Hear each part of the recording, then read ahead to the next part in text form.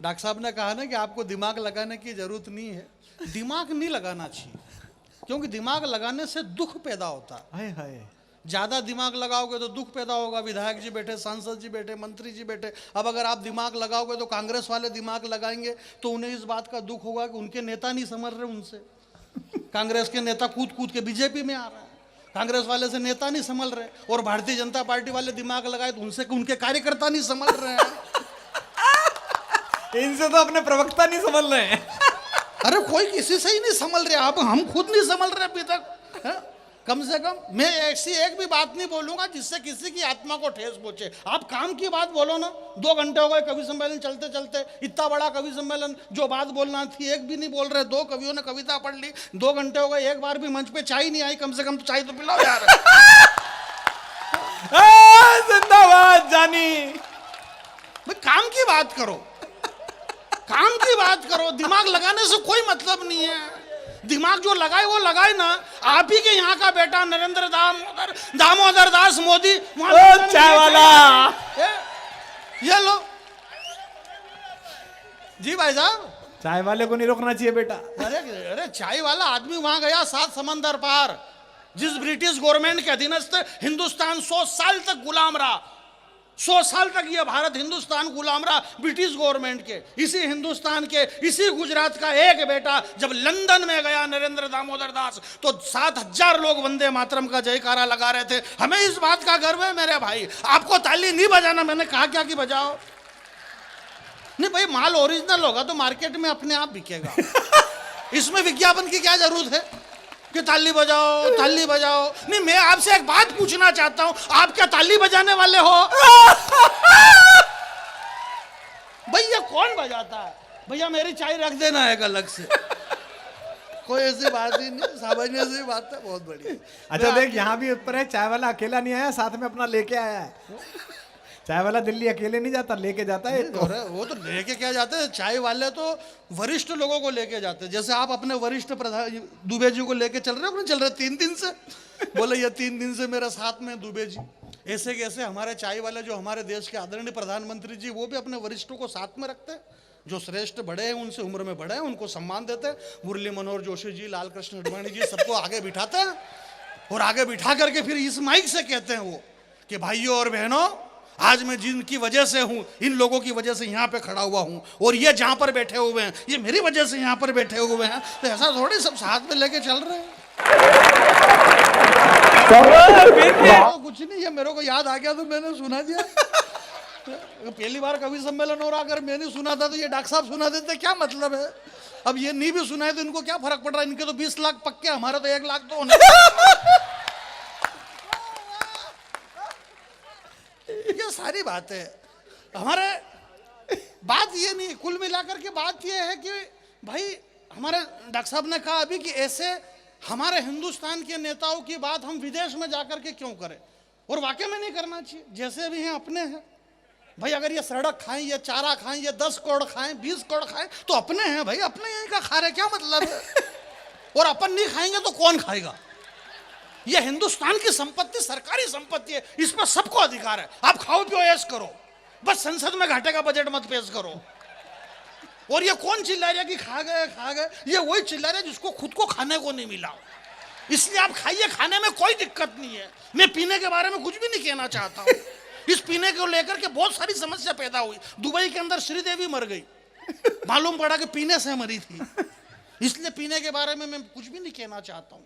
जब तक हम जिएंगे तब तक हम पिएंगे। ये सारे पुराने गाने, ऐसा कुछ नहीं। हमारे अमित भाई ने जो देशभक्ति की इतनी बढ़िया कविता सुनाई, भगवान श्री कृष्ण की कविता सुनाई। गांडीव धारण किए हुए अर्जुन, श्री कृष्ण भगवान रथ के ऊपर विराजमान है, गांडीव हाथ में अर्जुन के है, और अर्जुन गांडीव से तीर चलाना नहीं चाहते हैं। भगवान कृष्ण कह रहे कि चला दे, देख नहीं चलाएगा तो तेरा कुछ भी नहीं बिगड़ेगा, मेरा बिगड़ जाएगा, क्योंकि मैं इसीलिए अवतार लेकर के आया हूँ, इसलिए तू चला दे।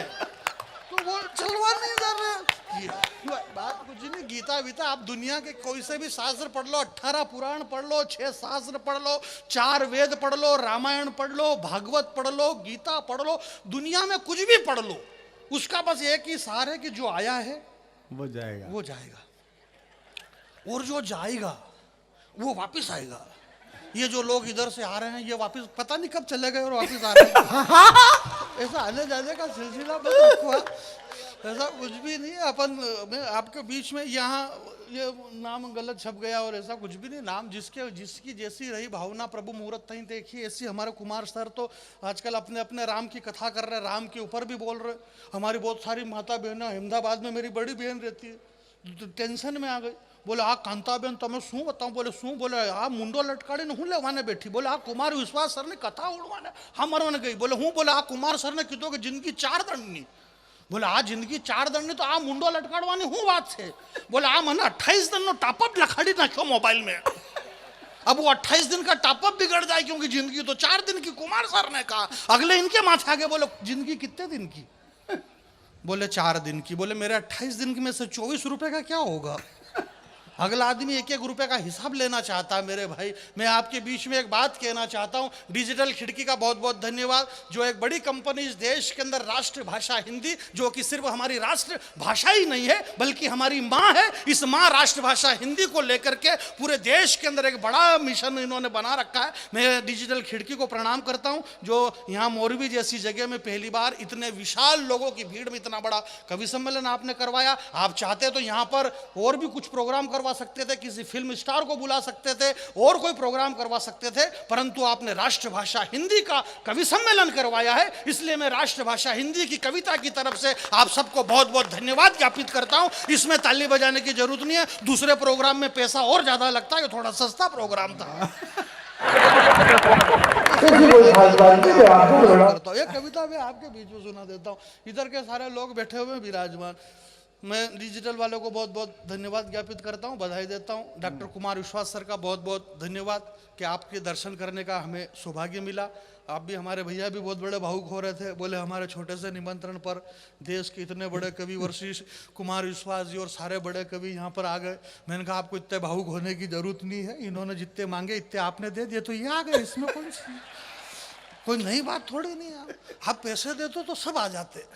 ये हमारे अमित शर्मा जी देशभक्ति कितनी बड़ी बड़ी बातें कर रहे हैं, आप भी इनके 2000 रुपए कम कर दो, तू तड़ाके पे आ जाते हैं। क्या बात कर रहे हो आप?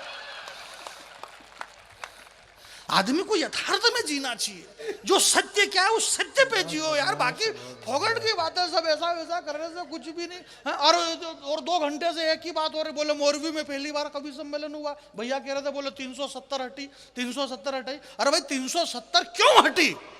बात यह नहीं है कि 370 हटी। इस बड़े मन से आदरणीय पद्मश्री सुरेंद्र दुबे जी हमारे बीच में विराजमान बैठे हुए हैं, और बीच में इसलिए बैठे क्योंकि आजू बाजू में दूसरे बैठे इसलिए ये बीच में बैठे हुए हैं। इसमें कोई नहीं, आदमी को डाउट होता है कि यार ये बीच में क्यों बैठा होगा, ये बीच में क्यों बैठा होगा।